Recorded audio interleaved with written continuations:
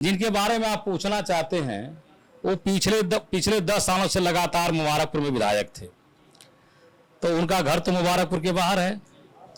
तो अगर यह नियम मुबारकपुर पर लागू हो जाए तो मुबारकपुर के लोगों को पश्चाताप करना पड़ेगा कि 10 साल तक हमने गलत आदमी को। दूसरी बात अगर करें तो उपचुनाव जबकि गढ़ है, आपका समाजवादी का गढ़ है, फिर उपचुनाव में हार कहां? बड़बोली इस बात की कि आजमगढ़ हमारा है इसलिए जीतेंगे हम। यही राजनीति का व्यवहारिक पक्ष भी है कि आप खूब खुशी से टिकट मांगो, अगर न मिले तो जिसे मिल जाए उसके साथ मिलकर के पार्टी को चुनाव जितवाओ, ये पार्टी का वसूल है। नमस्कार, अस्सलाम वालेकुम, मैं शेख उमर आजमी, बहुत बहुत स्वागत है आप सभी का जिया न्यूज़ पे। दोस्तों, हमारे साथ आज बातचीत करने के लिए विधानसभा मुबारकपुर से विधायक श्रीमान अखिलेश यादव जी हैं। और पहली वीडियो में ही मैंने कह दिया था कि जब अखिलेश जी का नाम लेता हूं तो विधायक की जगह राष्ट्रीय अध्यक्ष का चेहरा दिमाग में आता है, जिस पे आप सराहनी हमें हमारी पीठ भी थपथपाई थी इसी बात को लेकर। लेकिन तब आप लड़ाई में थे और आज अखिलेश जी विजयी हो गए हैं, तमाम प्रत्याशियों में से निकल कर आगे चले आए हैं।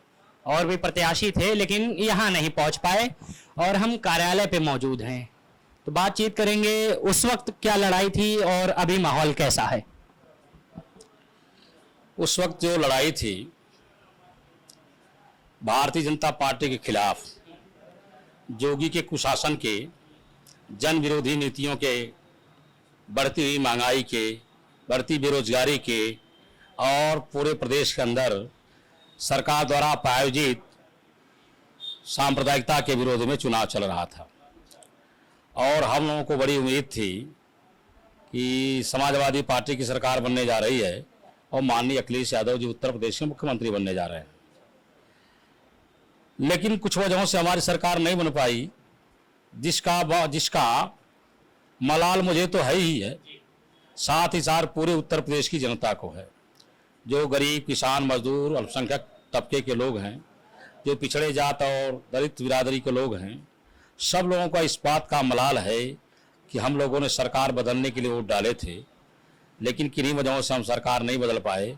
बहरहाल ये अगला 5 साल भी हम लोगों के संघर्षों का साल है और इन वर्षों में हम समाजवादी पार्टी के संगठन को मजबूत करेंगे, जनता में जाएंगे, अपनी कमियों को दूर करेंगे और सरकार की जन विरोधी नीतियों को जन जन तक पहुंचाएंगे, सबको लामबंद करेंगे।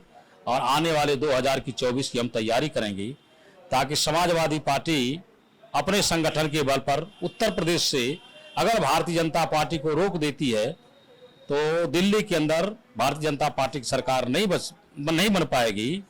और अगर उत्तर प्रदेश से हम उसको रोकने में कामयाब हो जाएंगे तो समझिए कि सांप्रदायिकता, महंगाई, बेरोजगारी, बेकारी, तमाम चीज़ों को लेकर के जो आज जनता में विरोध है उसको दूर करने का एक मौका हमें मिलेगा। उपचुनाव में हार से पहले मैं एक सवाल और आपसे पर्सनली पूछना चाहूँगा कि जीत के बाद ऐसे काफ़ी विधायक हैं जिनको मैंने देखा है घर में बैठे हुए, लेकिन मैं कल रात से ही आप पे थोड़ा सा नज़र रख रहा हूँ या लोगों से पूछ रहा हूँ कि विधायक जी कहाँ हैं, तो पता चलता है आपके घर के बाहर जो ठेले वगैरह लगाते हैं उनसे पता चलता है कि आप सुबह 8 बजे से घर छोड़ देते हैं, उसके बाद रात 8 बजे ही पहुँचते हैं अभी तक, जबकि चुनाव जीत गए फिर भी।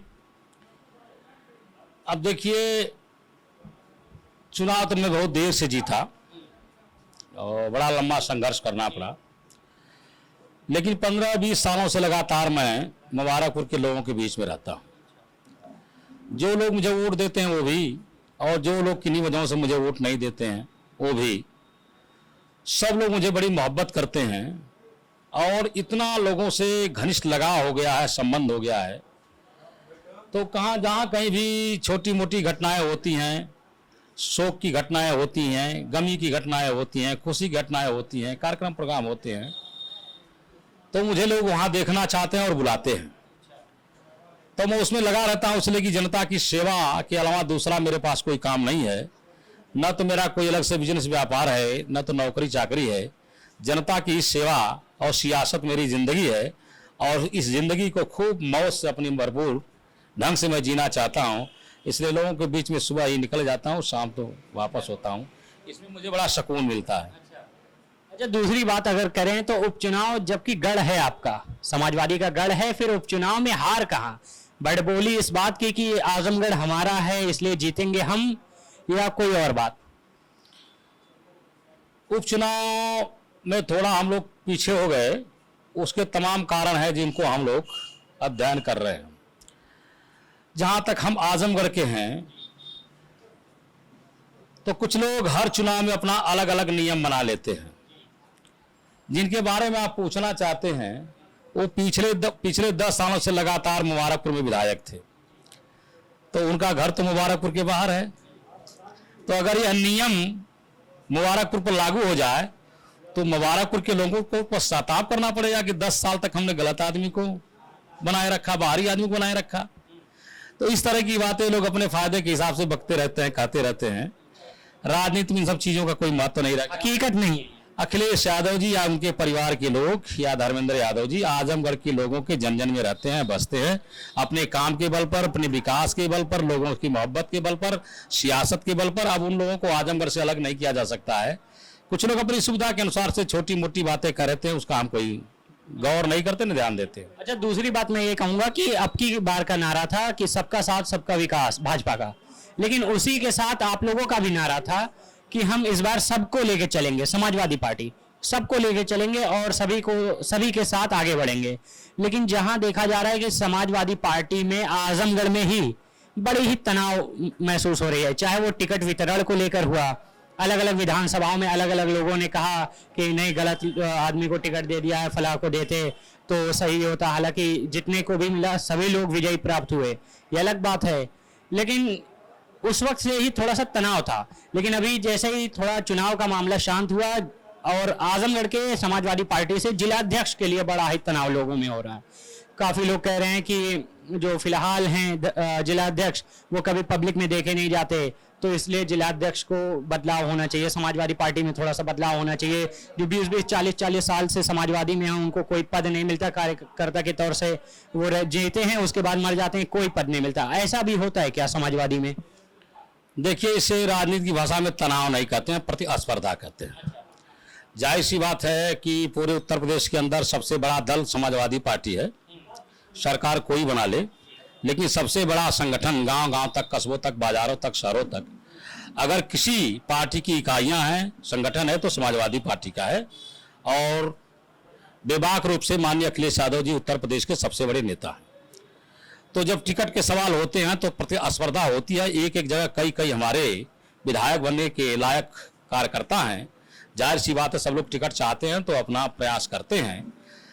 अच्छी बात यह है, और इस चुनाव में आपको देखने को भी मिला कि सारे के सारे टिकट के दावेदार, जब किसी को टिकट मिल जाता है तो सब लोग मिलकर उसके पक्ष में चुनाव प्रचार करते हैं।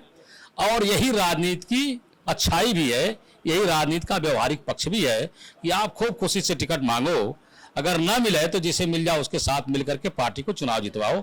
ये पार्टी का वसूल है। सबसे बड़ी ये चारों तरफ आपको देखने को मिला।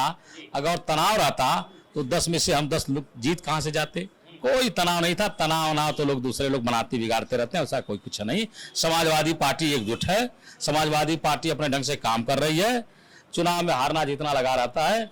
जहां तक आपने जिला संगठन के बारे में पूछा है तो ऐसी कोई बात नहीं है। मैंने बताया ना कि संगठन में प्रतिस्पर्धा होती है। एक मौका है, संगठन का पुनर्गठन हो रहा है, सबको एक मौका है, सब लोग अपने अपने ढंग से प्रयास कर रहे हैं। राष्ट्रीय अध्यक्ष जी या पार्टी की प्रदेश इकाई जिसे चाहेगी उसको संगठन की जिम्मेदारी देगी, कहीं कोई तनाव नहीं है। अच्छा, आपकी विधानसभा में बात करें, आप तो नवनिर्वाचित विधायक है, लेकिन काफी ऐसे काम है। आज हम खुद जायजा लिए मुबारकपुर विधानसभा का। लगभग आपकी विधानसभा में हम सुबह से घूम रहे हैं और इत्तेफाक से हमारी नजर में आ गया इस्लामपुरा गांव, जहां पे थोड़ा सा कब्रिस्तान के सामने ही रोड है और वहां के प्रधान और जो भी जिम्मेदार लोग हैं काम नहीं कर रहे हैं। तो मुस्लिम समुदाय को जनाजा लेके जाने में थोड़ी सी दिक्कत होती है। तो वहाँ के लोगों ने कहा कि विधायक जी से पूछ लीजिए कि क्या हम वोट सही को दे दिए हैं, हमारी उम्मीदों पे पानी तो नहीं फिरेगा। वो पूरा इलाका शायद आपको वोट दिया है। इस्लामपुरा नहीं, पूरे मुबारकपुर विधानसभा क्षेत्र में मैं पूरा प्रयास करूंगा। सबका मेरे ऊपर बराबर हक है और जो चीज़ आपने बताई है वो मैं देख रहा हूं। जैसे ही मुझे अवसर मिलेगा उस चीज़ को मैं दूर करने का प्रयास करूंगा। और कहीं भी, ये पूरा मुबारकपुर मेरा अपना घर है। अगर किसी हमारे भाई को किन्हीं वजहों से तकलीफ होती है तो तकलीफ मुझे होती है। मुझसे मुबारकपुर को कोई अलग नहीं कर सकता। तो उसमें किसी को यह नहीं कहना पड़ेगा कि हमारा विकास नहीं हुआ या हमें मौका नहीं मिला या हमारी तरफ विधायक जी नहीं आए।